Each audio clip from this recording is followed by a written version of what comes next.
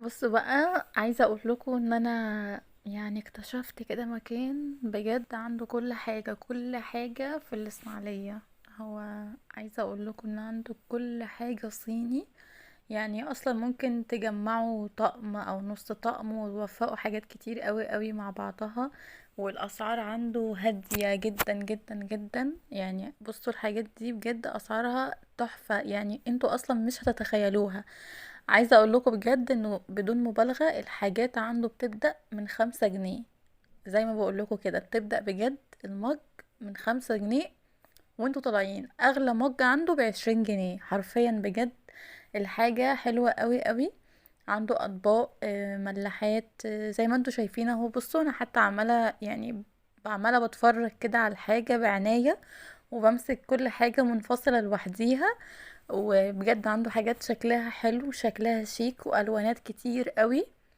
بس عايزة اقول لكم بقى حاجة والفت نظركم ليها، انه الحاجات دي بيكون فيها درجة اولى ودرجة تانية. يعني مثلا ولنفرض ان في مج ب20، بيبقى هو مثلا نفس المج بالظبط وليكن ب10 جنيه.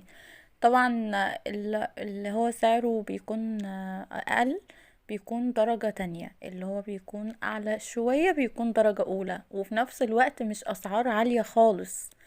فبجد انا عايزة اقول لكم انه المكان في الاسماعيلية في العشريني عند حلواني طيبة. روحوا هناك هتلاقوا في عربية حد واقف يعني على العربية وكده، وليهم برضو محل كبير قوي. بس هو تلاقيه واقف بالظبط عند حلواني طيبة، ده معروف قوي يعني. هو بيكون واقف هناك، ولو انتوا حابين انكم تروحوا المحل هو بيوديكوا او بيقولكوا يعني المكان بالظبط.